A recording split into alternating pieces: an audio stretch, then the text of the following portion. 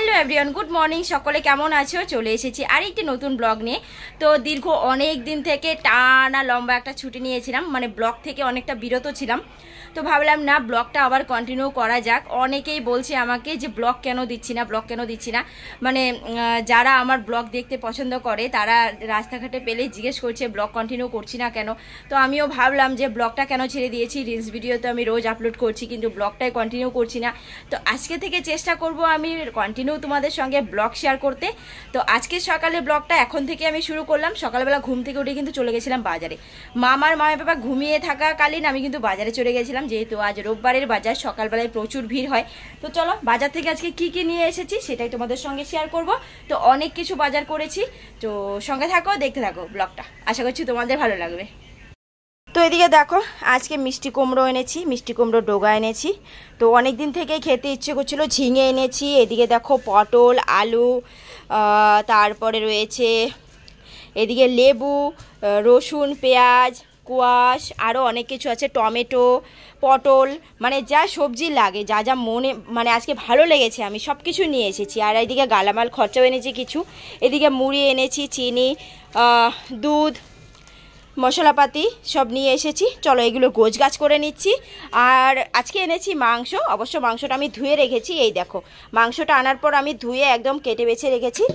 আর এই যে পাগুলি, এগুলি অনেকেই হয়তো খায় না, পছন্দও করে না, কিন্তু মাম এই পাগুলি ছাড়া একদমই খেতে চায় না। দেখো আমি পরিষ্কার করে কিন্তু সুন্দর ছালটা ছাড়িয়ে তারপরে আমি কিন্তু ধুয়ে রেখেছি।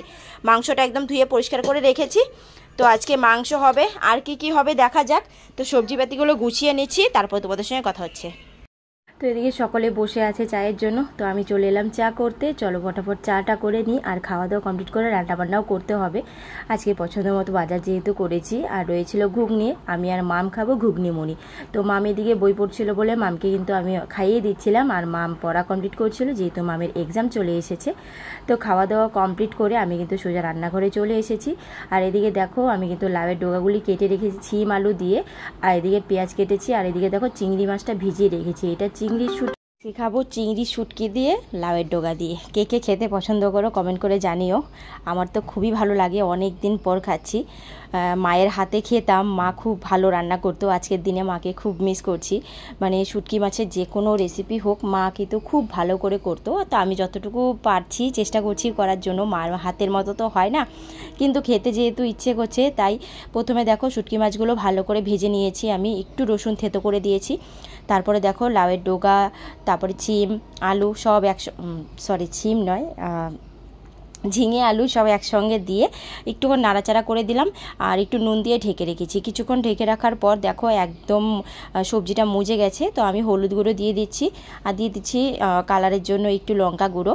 তো দেওয়ার পর এদিকে দেখো রসুন বাটা আর কাঁচা লঙ্কা বাটা। তো পরিমাণ মতো ঝাল দিয়েছি। মামের বাবা যেহেতু ঝাল খুব একটা খায় না, তাই ঝাল খুব একটা দেইনি।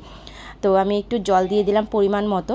তো জলের সঙ্গে ঝোলটা ভালো করে মাখো মাখো হয়ে যাবে, তারপরে কিন্তু নামিয়ে নেব একটু চচ্চড়ি। তো এদিকে দেখো আমি কিন্তু ওই যে চচ্চড়িটা রান্না কমপ্লিট করেছি। আর এদিকে মামের পাপা করছে এখন কষা কষা মাংস, এই দেখো। আর এদিকে দেখো মাম্মা কিন্তু অলরেডি খেতেও শুরু করে দিয়েছে। কেমন হয়েছে মাম? ভালো হয়েছে? আজকে মামের পাপা করছে কষা কষা মাংস। আর এদিকে হবে দেখো টমেটোর চাটনি, এদিকে কাজু, তারপরে খেজুর সব দিয়ে রেখেছি, চাটনি হবে। আর এদিকে কষা মাংস, হ্যাঁ কষা অলরেডি হয়ে গেছে। রান্না কিন্তু কমপ্লিট। আর আমি এদিকে খেতে বসে গেলাম। এদিকে কষা কষা মাংস, টমেটোর চাটনি, আর কিন্তু চচ্চড়ি। তো মামি পাপাও চচ্চড়ি দিয়ে খাচ্ছে, তো অনেক দিন পর যেহেতু খাচ্ছে, দারুণ হয়েছিল খেতে। চলো খেতে খেতে আজকের ব্লগটা এখানেই শেষ করছি, বিদায় নিচ্ছি। নতুন আরেকটি ব্লগে সবার সঙ্গে দেখা হবে। ততক্ষণ সবাই ভালো থেকো, সুস্থ থেকো। আজকের মতো সকলকে টাটা।